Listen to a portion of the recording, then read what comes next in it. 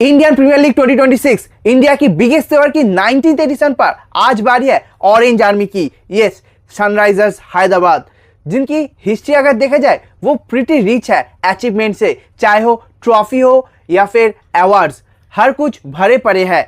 चाहे वो रिकॉर्ड्स हो वो भी कम नहीं है। इनके पास बैटिंग में फायर पावर के भी कुछ कम नहीं है, तो फिर कमी है क्या? Recently they have announced Ishan Kishan as the new captain.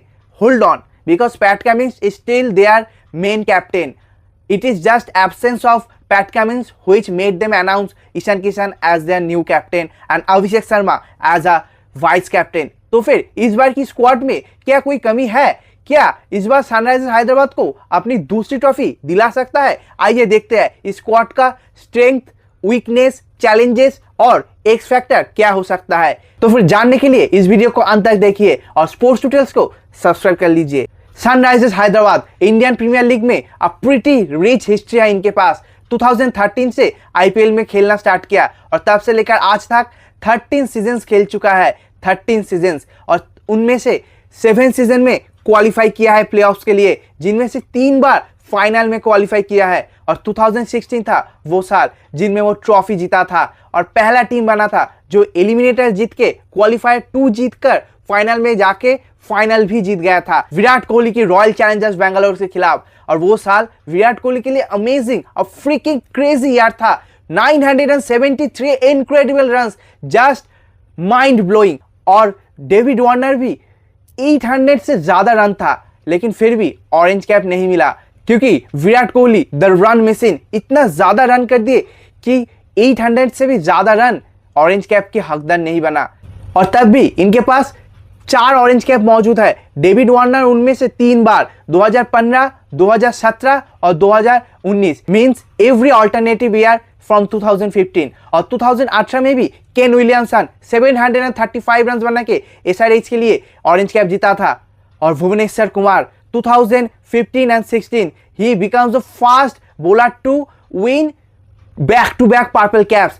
और ये वक्त था जब हमारे घर से भुवनेश्वर कुमार की वो बॉलिंग देखकर कितना मजा आता था, है ना। इसके अलावा भी इनके पास 3 emerging player of the season का अवार्ड है। 2016 Mustafizur Rahman, 2022 Umran Malik with 22 incredible wickets, और उसके बाद 2024 नीतीश कुमार रेड्डी। और पिछले साल 2025 में Kamindu Mendis catch of the season का अवार्ड भी जीता था। और ये तो सिर्फ इनका अवार्ड हो गया, और अगर रिकॉर्ड की बात देखा जाए तो फिर ये भी काफी भरे पड़े हैं। इंडियन प्रीमियर लीग के हाईएस्ट टोटल 287 आरसीबी के खिलाफ बनाया था 2024 में। और इनके अलावा टॉप 5 में से 4 हाईएस्ट टोटल तो इनके पास ही है, 287, 286, 278, 277। And you can really imagine how successful their franchise is, how fired up they are batting, how they dominate with their batting so easily. Yes, it is that team, Sunrisers Hyderabad. SRH के पास dominant fired up batting lineup मौजूद है, लेकिन इसके बाद भी इस बार की squad में वो अधूरापन कहीं रह गया है ना? क्या यकीन नहीं हो रहा? Then let me just read out their squad and you will figure it out on your own. इस बार की स्क्वाड बैटर से स्टार्ट करता है। पहला नाम ट्रेविस हेड, उसके बाद अनिकेत वर्मा और फिर स्मरण रविचंद्रन। और अब अगर विकेट कीपर की लिस्ट देखा जाए तो फिर पहला नाम आता है ईशान किशन, हेनरिक क्लासन और सालिल अरोड़ा, एक यंग स्टार को खरीदा है अपने टीम में। और अब ऑलराउंडर की लिस्ट देखा जाए तो फिर पहला नाम आता है अभिषेक शर्मा, फिर कप्तान पैट कमिंस, कमिंदु मेंडिस पहले से ही था, लियाम लिविंगस्टोन को खरीदा है इस बार, जैक एडवर्ड्स को खरीदा है। उसके बाद इनके पास है नीतीश कुमार रेड्डी, हर्ष दुबे, शिवंग कुमार, क्रानिश फुलेत्रा। ये हो गया इनका ऑलराउंडर के लिस्ट। और अब अगर बॉलर्स की बात किया जाए तो फिर नाम आता है हर्षल पटेल, ब्राइडन कार्स, जीसन आंसरी, जयदेव उनतकट, ईशान मालिंगा, फिर साकिब हुसैन, ओनकार तरमाले, अमित कुमार, प्रफुल्ल हिंजे और शिवम मावी। तो फिर ये हो गया इनका बॉलर्स का लिस्ट। क्या अब पता लग रहा है? कह रहा था कि इनका स्क्वाड अधूरापन है, समझ आ गया।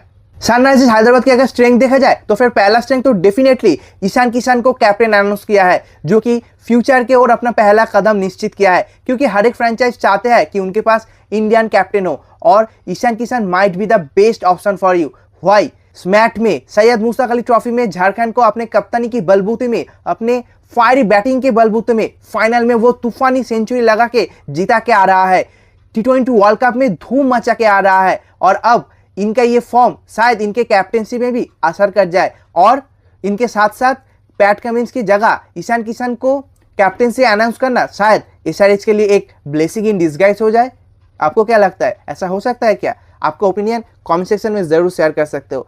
और उनके साथ साथ दूसरा सिंह तो हम सबको पता है, इनका डोमिनेंट फायर्स बैटिंग लाइनअप एकदम आउटरेजियस। जिस दिन ये चल जाता है हंसते खेलते 250 रन तो पार ही कर देता है। ऊपर से Travis head, Abhishek Sharma, number 3 पे ईशान किशन और अगर टॉप 3 चल जाए तो फिर नंबर 4 पे हेनरिक क्लासन को भेज देते हैं और इस बार तो लियाम लिविंगस्टोन भी है नीचे, तो फिर एक के बाद एक मारता ही चले जाएगा और इस बार शायद फाइनली वो 300 रन के आंकड़ा भी पार कर दे। हैदराबाद की होम ग्राउंड है भी कुछ ऐसा ही, बैटिंग फ्रेंडली ग्राउंड है, छोटा सा ग्राउंड है, पिचेस भी एकदम सपाट है, एकदम बैटिंग के लिए हेवन प्लेस है, तो फिर इसलिए ये इतना ज़्यादा रन भी कर पाते हैं और ये इनके लिए एक और स्ट्रेंथ हो गया। लेकिन अगर इनकी वीकनेस की ओर ध्यान दिया जाए तो फिर कप्तान पैट कमिंस का ना आना it is a big concern for Sunrisers Hyderabad, क्योंकि पहले 4 मैच में तो नहीं आएंगे ये कंफर्म है और इसके बाद कब आएंगे ये भी कंफर्म नहीं है, लेकिन आएंगे इतना कंफर्म है। तो फिर तब तक कैसे मैनेज करोगे, क्योंकि पैट कमिंस के बाद आपके पास वो स्ट्रॉन्ग बोलिंग लाइनअप नहीं है, ना ही पिछले बार था और ना ही इस बार ऑक्शन के बाद ले पाया है। और अगर कैप्टन पैट कमिंस ना हो तो फिर आपके पास जो फ्रंट लाइन बॉलर्स है वो कौन है? जयदेव उनदकट, हर्षल पटेल, ईशान मालिंगा, ब्राइडन कार्स और जिशान अंसारी, शिवम मावी। बाकी सारे जो है वो कम्प्लीटली न्यू है, इंडियन यंगस्टर जिनके पास डेफिनेटली एक्सपीरियंस की कमी है और इतना बड़ा स्टेज में खेलने का वो एक्सपीरियंस भी डेफिनेटली नहीं है। तो फिर ये एक बिग कॉल है, क्योंकि अगर ये राइजिंग स्टार कुछ मैजिकल परफॉर्मेंस ना कर दे तो फिर सनराइजर्स हैदराबाद के लिए एक बार फिर से एक अपसेट, एक बुरी तरीके से पिछड़ जाने वाला कैंपेन देखने को मिल सकता है पिछले साल की तरह।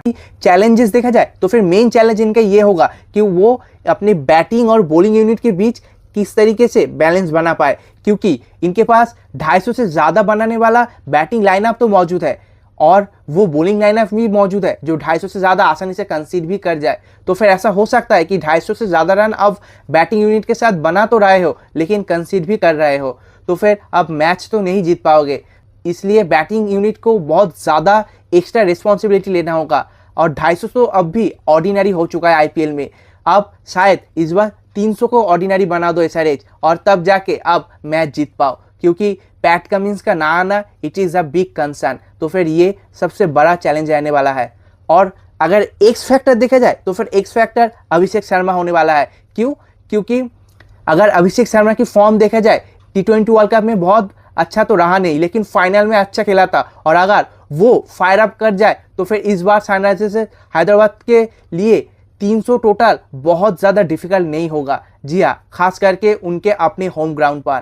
और दूसरा एक्स फैक्टर के तौर पर अगर इनकी Indian young bowling unit fire up कर जाए, नया जो नाम ये ऑक्शन में लिया है ये अगर फायर अप कर जाए तो फिर डेफिनेटली सनराइजर्स हैदराबाद के लिए ये एक ब्लेसिंग इन डिस्गाइज हो सकता है। और अगर इस बार की SRH की best possible playing 11 with an impact player देखा जाए तो फिर वो 2 होगा, एक तो इंक्लूडिंग पैट कमिंस और एक एक्सक्लूडिंग पैट कमिंस। तो फिर आइए पहले इंक्लूडिंग पैट कमिंस देख लेते हैं। तो फिर पहले ओपन करने आएगा अभिषेक शर्मा और ट्रेविस हेड और नंबर 3 पे आएगा ईशान किशन और नंबर 4 पे आएगा ऑब्वियसली नीतीश कुमार रेड्डी, नंबर 5 पे आएगा हेनरिक क्लासन, नंबर 6 पे इस बार लियाम लिविंगस्टोन है, नंबर 7 पे अनिकेत वर्मा, नंबर 8 पे पैट कमिंस खुद आएगा, नंबर 9 पे आएगा हर्षल पटेल और नंबर 10 होगा शिवम मावी और नंबर 11 होगा जयदेव उनदकट। और अगर इनके इम्पैक्ट प्लेयर देखा जाए तो फिर वो 12 प्लेयर होगा जिशान अंसारी। और अगर ये पैट कमिंस के बिना हो तो फिर एक्सक्लूडिंग पैट कमिंस अब सेम प्लेइंग 11 सिर्फ पैट कमिंस की जगह ब्राइडन कार्स। तो फिर ये हो गया इस बार की SRH का including and excluding PAT Cummins best possible playing 11 with impact player. तो फ्रेंड्स, ऑरेंज आर्मी आपको क्या लगता है, क्या पैट कमिंस का दिया हुआ इंडिपेंडेंस इस बार भी फायर कर जाएगा या फिर पिछले साल की तरह बैकफायर कर जाएगा? कमेंट सेक्शन में अपना ओपिनियन जरूर बताना। और आपको अगर प्लेइंग 11 में कुछ चेंजेस नजर आए, आप चाहते हो कि प्लेइंग 11 में कुछ चेंजेस करना, तो वो भी आप कमेंट सेक्शन में जरूर बताना। और ऐसे वीडियोस के लिए ज़रूर स्पोर्ट्स टुटेल को ऑब्वियसली सब्सक्राइब करना, खास करके अगर आप चाहते हो कि इस बार सनराइजर्स हैदराबाद जीत जाए। और एक लाइक और पैट कमिंस की हेल्थ की नाम पर एक शेयर ज़रूर कर देना और इंस्टाग्राम में भी जाके स्पोर्ट्स टुटेल को फॉलो कर देना।